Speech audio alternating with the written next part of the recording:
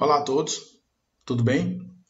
Hoje nós vamos falar sobre um importante tema, que é o insubstituível papel da família na educação. Nós precisamos entender que a família ela tem um papel muito importante na formação da sociedade.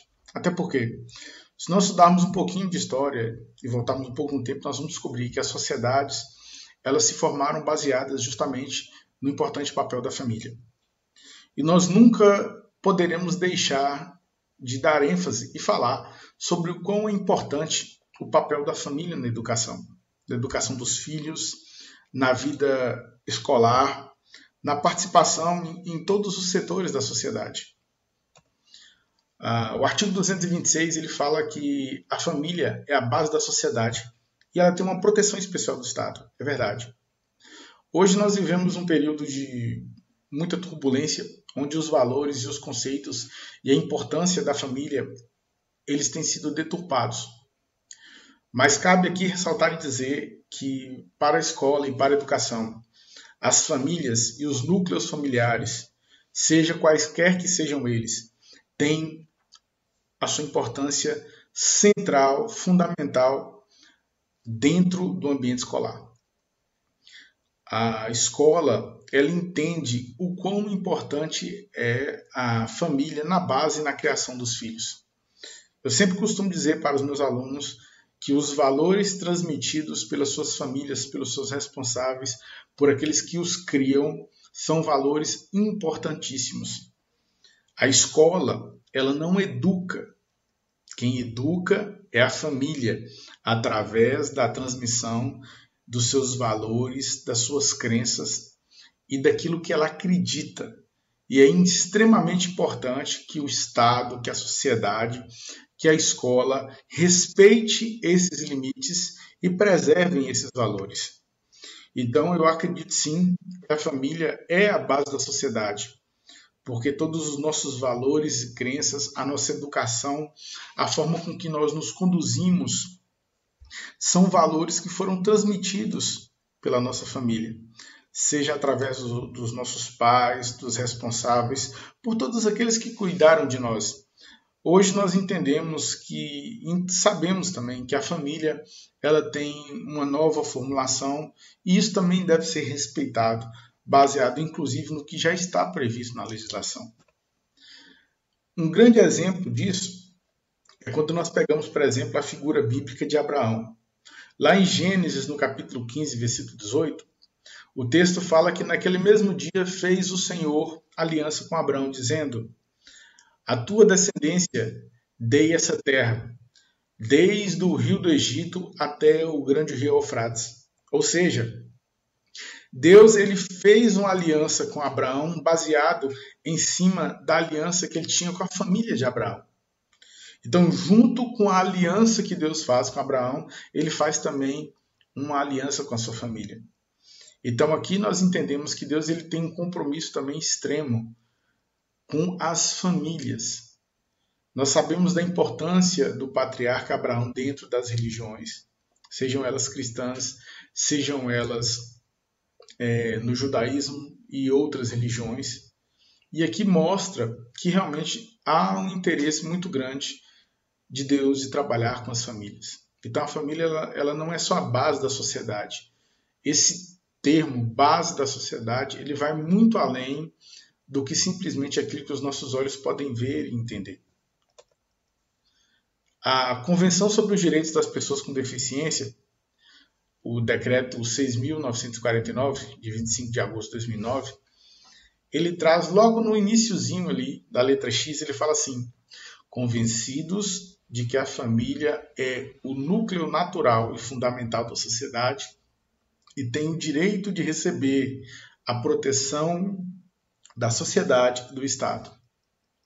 Então, esse pequeno trecho da legislação ele fala primeiro sobre a importância da família, segundo, sobre a proteção que ela deve receber, tanto da sociedade e do Estado. Como eu disse, em um período em que os valores familiares e que a família é tão atacada, nós devemos atentar para a importância da preservação do ambiente familiar, da própria família, uma vez que ela é a transmissora e a principal responsável pela educação dos nossos filhos e alunos.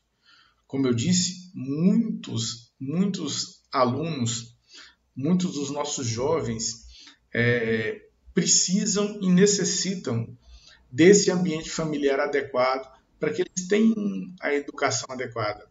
Hoje em dia, o que nós vimos é que há uma inversão muito grande. O artigo 205 da Constituição Federal ele fala assim: a educação, direito de todos e dever do Estado e da família. Será promovido e incentivado com a colaboração da sociedade, visando o pleno desenvolvimento da pessoa, seu preparo para o exercício da cidadania e sua qualificação para o trabalho. Nesse trecho, a legislação ela vai se repetir em outras e diversas legislações, como a própria LDB, a Lei de Diretriz e Base da Educação, o próprio Estatuto da Criança e do Adolescente também vai fazer referências ao artigo 205 da Constituição. Por quê? Nós devemos perceber que hoje em dia há uma inversão muito grande nos valores.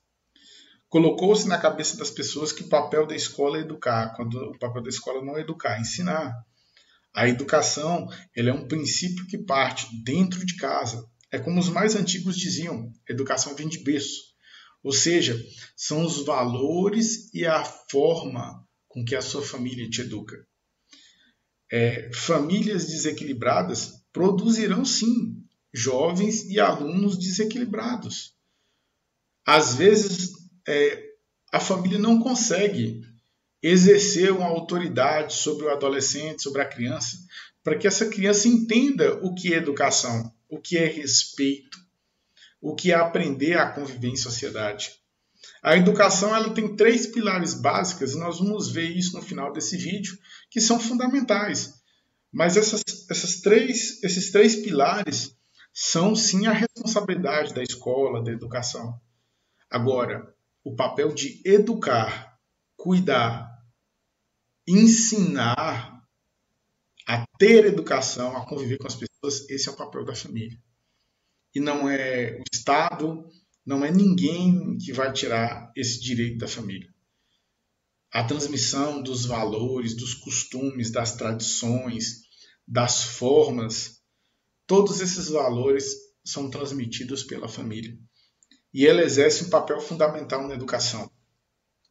Se a família trabalha o seu papel da educação em casa com seus filhos, dificilmente ela será chamada na escola para atender um problema causado por seu filho, seja por indisciplina, seja muitas vezes por ser um filho que não participa das aulas, que dá trabalho para a escola.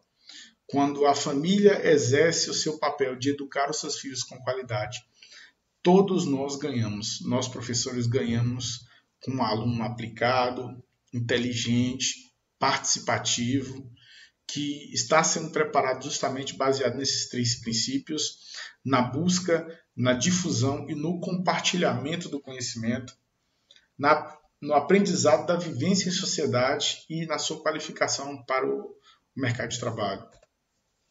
O artigo 227, ele fala que é dever da família, da sociedade e do Estado assegurar à criança e ao adolescente, com absoluta prioridade, o direito à vida, à saúde, à alimentação, à educação, acessando uma educação de qualidade, né?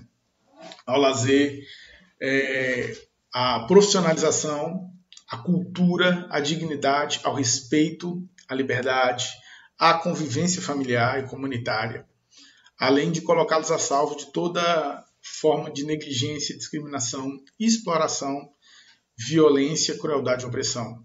Todos esses valores eles vão se repetir também lá no Estatuto da Criança e do Adolescente, nos artigos de 16 a 18, se não me engano.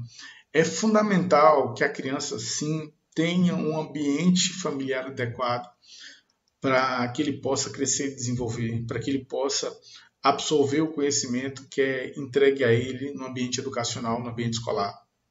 E é muito importante que a escola também exerça o seu papel em dar e oferecer a esse aluno, a esse jovem, essa criança, uma educação de extrema qualidade. e um ambiente que seja um ambiente de extrema qualidade. Um ambiente em que ele possa buscar o conhecimento, dividir as suas ideias, ter a resposta dos seus questionamentos, ter o direito de questionar, de tirar as suas dúvidas e estar a salvo de qualquer tipo de negligência e discriminação. O artigo 22 do ECA, que é o Estatuto da Criança e do Adolescente, ele fala que aos pais incumbe o dever de sustento, guarda e educação dos filhos menores, cabendo-lhes ainda, no interesse destes, a obrigação de cumprir e fazer cumprir as determinações judiciais. Por que no final diz cumprir e fazer cumprir as determinações judiciais? Hoje nós vivemos um período tão turbulento, tão atribulado na educação, que em muitos casos o aluno que não comparece às aulas, que não quer assistir a aula, que mata a aula, ele hoje precisa sofrer uma intervenção muitas vezes do próprio conselho tutelar, da própria escola, do próprio Ministério Público, para que esse aluno retorne à escola, para que esse aluno esteja inserido no contexto escolar.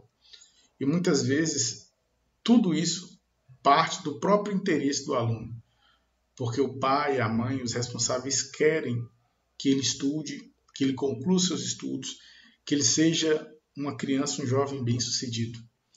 Mas o que frisa o artigo 22 é que sim, é uma responsabilidade, é um dever dos pais responsáveis cuidar da educação dos seus filhos.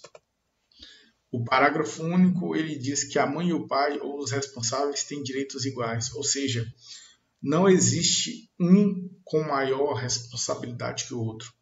Ambos têm os mesmos direitos e deveres na criação dos seus filhos.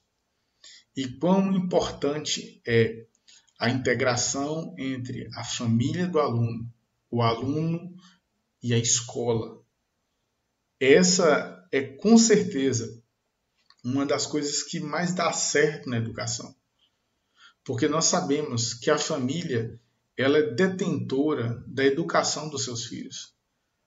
Primariamente é ela que transmite os seus valores, as suas culturas, tudo aquilo que ele quer transmitir de bom para os seus filhos, para a personalidade, para a formação da personalidade do seu filho. E quando a família faz o seu papel, e nós complementamos esse papel, justamente no compartilhamento do conhecimento, no aprendizado da vivência à sociedade, em sala de aula e fora de sala de aula também, na preparação para o mercado de trabalho, dizendo para eles desde jovens, na hora que vocês precisam se preparar para o mercado de trabalho, as coisas são duras, são competitivas, vocês precisam estudar, vocês precisam buscar conhecimento, precisam passar num concurso de qualidade, entrar numa empresa que seja uma boa empresa, que dê possibilidades de você crescer, incentivando o aluno a fazer aquilo que ele pode fazer de melhor. Então, como eu já disse várias vezes aqui, a educação ela tem 3 princípios básicos, que é a divisão, o compartilhamento do conhecimento com os alunos, a preparação para a vivência em sociedade ou o exercício da cidadania e a qualificação para o mercado de trabalho. Aqui no artigo 53 do ECA, ele vai ser apenas uma repetição de muitas das legislações que nós já vimos. Inclusive o artigo 2º da Lei de Diretriz e Base da Educação fala a mesma coisa. Mas o que tem havido hoje? Tem havido inversão de valores. As pessoas colocaram na cabeça que, na verdade, quem educa é a escola. A escola não educa. Quem educa é a família. São os valores transmitidos pela família. O aluno ele precisa chegar na escola pronto, aprendendo o que é viver em sociedade, aprendendo a respeitar o seu próximo, aprendendo a respeitar o professor dentro de sala de aula, exigindo também o respeito dentro de sala de aula, como figura, como aluno, como pessoa, ele é respeitado, ele tem que ser respeitado. Mas hoje em dia a gente vê uma completa inversão desses valores, inversão total dos valores, onde é colocado sobre os ombros da escola a responsabilidade da educação, onde na verdade a família deveria estar atuando. Para nós finalizarmos o nosso vídeo de hoje, esses 3 princípios, eles são fundamentais. Quando o aluno vai para a escola, e a família fez o seu papel na educação, no aconselhamento, na busca do melhor para esse aluno, tudo se torna mais fácil. Esses 3 pilares são levantados e mantidos com uma forma muito grande. Por exemplo, a busca do conhecimento. Eu sempre dei a liberdade aos meus alunos que quando tiver uma questão aberta na prova, mesmo que eu já corrigi a prova e entreguei para ele, quando ele recebe a prova, ele pode vir até a minha mesa e questionar as correções, principalmente das questões abertas. Porque muitas vezes o aluno ele tem um pouco de dificuldade em colocar no papel aquilo que ele está pensando. É um aluno inteligente, é um aluno aplicado, mas ele tem dificuldade em colocar no papel. E eu permito que ele venha até a mesa e diga, professor, nesse texto aqui, eu sei que o senhor me deu errado, mas eu não soube explicar esse ponto aqui, mas o que eu quero dizer é isso, isso, isso. Eu considero muitas vezes. Porque não é uma avaliação, não é uma prova que vai dizer se aquele aluno está apto ou não, se aquele aluno sabe ou não, conhece ou não. Porque aos poucos ele vai aprendendo a viver em sociedade. Aos poucos ele vai aprendendo a compartilhar, a questionar, a tirar suas dúvidas. Eu mesmo falo com ele, se eu estiver explicando a matéria, não espere eu terminar de explicar aquele ponto. Se a sua dúvida apareceu naquele ponto, levante a sua mão, interrompa a minha explicação e me pergunte. Porque provavelmente a sua dúvida pode ser a dúvida de outros alunos. E esse pode ser o momento da gente tirar a sua dúvida, fazer com que você realmente aprenda de verdade, fazendo com que essa busca pelo conhecimento seja algo frutífero na sua vida. E você aprende a conviver em sociedade, discutindo as suas ideias, tirando as suas dúvidas, aprendendo a ouvir, falar, por que não? Dizer, professor, eu não entendi, professor, eu tenho uma outra visão sobre esse tema. Ótimo, vamos ouvir, vamos compartilhar, vamos, de certa maneira, socializar.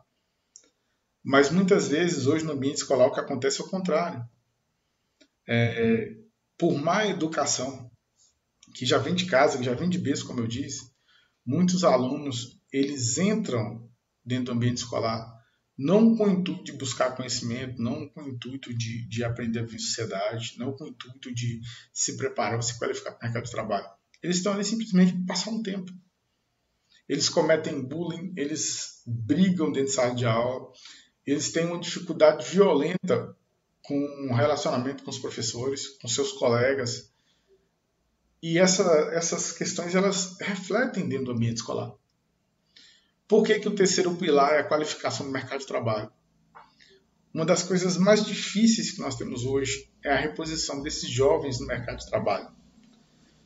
Se hoje, desde cedo, desde os primeiros anos ali, desde o 6º, 7º, 8º, 9º ano, não começar a ser falado com eles sobre a importância da busca do mercado de trabalho. Ah, mas você quer dizer que nós vamos preparar alunos para que seja mão de obra para o mercado de trabalho? Não, não só isso. Para que ele seja um empreendedor, para que ele seja um empresário, para que ele passe um concurso público de qualidade, para que ele entre em uma empresa ou um processo seletivo de uma empresa de qualidade, mas para que ele consiga um futuro no mercado de trabalho.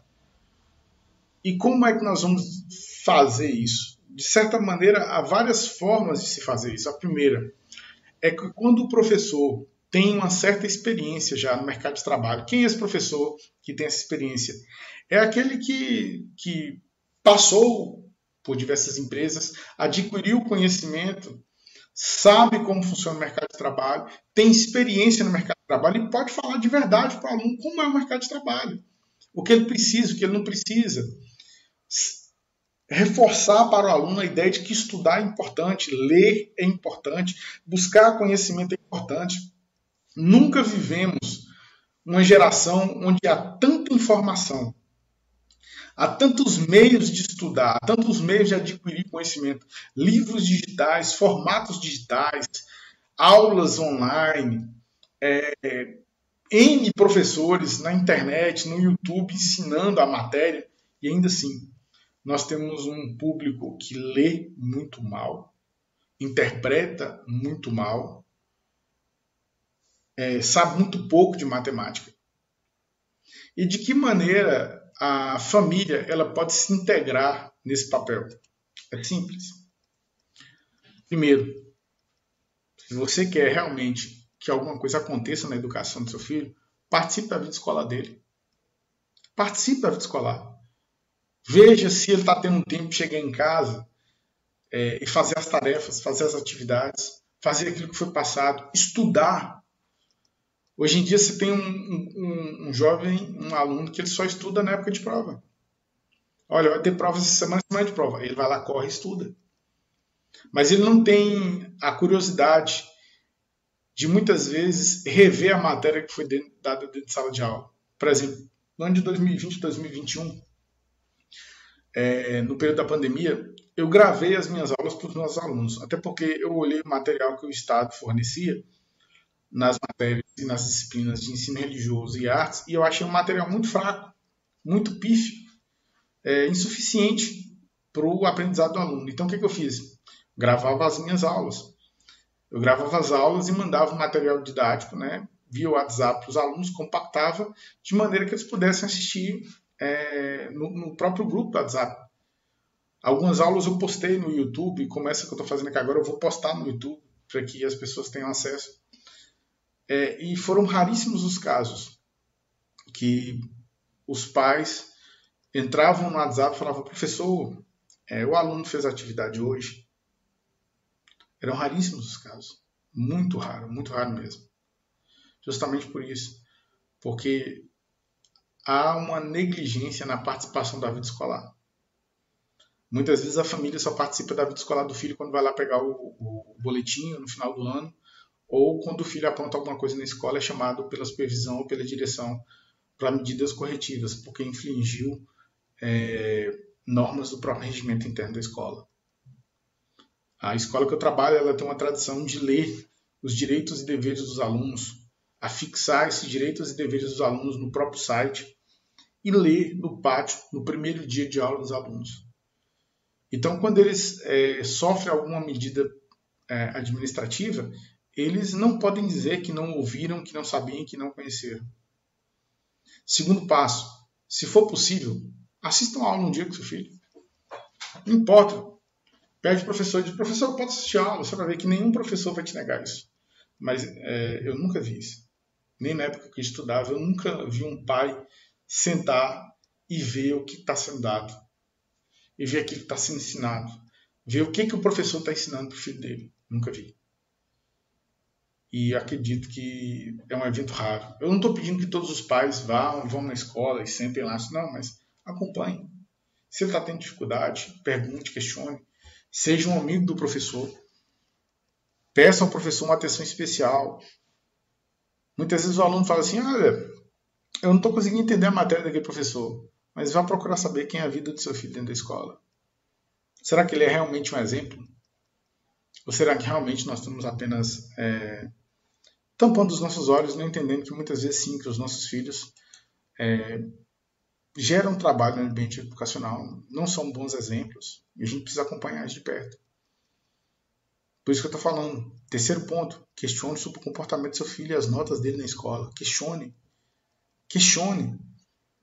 Nós vivemos numa sociedade em que os valores estão sendo invertidos, né? O poste está mijando no cachorro e a banana está comendo macaco. Justamente porque nós não cumprimos esses 4 passos básicos de participar da vida escolar dos nossos filhos, de, se for possível, um dia assistir uma aula, conversar com o professor ele está tendo dificuldade em tal matéria assim, tem como explicar de novo, tem como dar um reforço, tem como o senhor me indicar um vídeo para ajudar ele no andamento escolar dele. Questione o comportamento dele. Se o seu filho foi chamado a atenção na escola, alguma coisa ele fez. Algum ilícito ele cometeu. Alguma regra ele transgrediu. Eu sempre brinco com os alunos que uma das coisas mais importantes para a educação seria a instalação de câmeras de segurança dentro de sala de aula. O segundo seria que os pais ou responsáveis, pelo menos uma vez, assistissem aos seus filhos em sala de aula. Para vocês verem o quanto muitas vezes eles têm uma educação que não condiz com a educação que foi dada para eles em casa. E às vezes até condiz. Por último, converse com o professor. Tire as suas dúvidas. Hoje em dia a sociedade ela é digital. Chama o professor e fala: professor, o que está acontecendo? Como é que tá? Tá tudo bem? E como é que ele tá? Tal. Hoje em dia dá para fazer isso. Hoje em dia, se eu chego em casa, você olha o caderno imediatamente, você pode passar um WhatsApp para o professor, conversar com ele, que ele vai te responder. Ele está aí para isso, esse é o papel da escola, esse é o papel da educação. Por que nós estamos falando isso? Porque uma das coisas que nós não desejamos é que esses péssimos exemplos eles venham a se tornar uma realidade no nosso ambiente educacional, em que alunos cada vez mais têm agredido, ferido e em alguns casos até tirado a vida de educadores, de professores. Temos também sim péssimos exemplos de educadores que vão para dentro da sala de aula e esquecem que a missão principal deles é ensinar e ensinar com qualidade. Em vez disso, estão levantando uma bandeira ideológica como se eles fossem algum tipo de messias ou salvadores de alguma coisa que nem eles mesmos entendem. Então é importante, é fundamental o papel da família dentro da escola. Sem vocês, a educação não melhora. Nós podemos colocar os melhores recursos, o melhor material didático possível, mas sem a participação da família, não há escola de qualidade. Não há escola de qualidade, não há escola de excelência. Então participem, perguntem, sejam curiosos com relação à vida deles no ambiente escolar. Olhem o que está acontecendo, conversem. Hoje em dia, é muito importante que vocês, pais e responsáveis, se integrem à vida escolar. Então, esse foi apenas um momento de nós compartilharmos um pouco de conhecimento para que vocês entendam o que a própria legislação diz e algumas orientações que são extremamente importantes na vida educacional. Então, eu fico grato a todos vocês, né? Eu sou professor de uma escola pública também, eu sou professor da Rede Municipal de Educação na cidade de Pedra Azul, sou professor da Escola Municipal Tertuliana Paraguaçu, uma escola que eu tenho muito orgulho de fazer parte dela, junto com os meus colegas. Dou aula do 6º ao 9º ano de 2 matérias, ensino religioso e artes. E eu relutei muito em gravar esse vídeo, né? Mas eu acho que é extremamente importante compartilharmos e dividirmos essas informações. Então, até mais. Foi um prazer poder falar com todos vocês.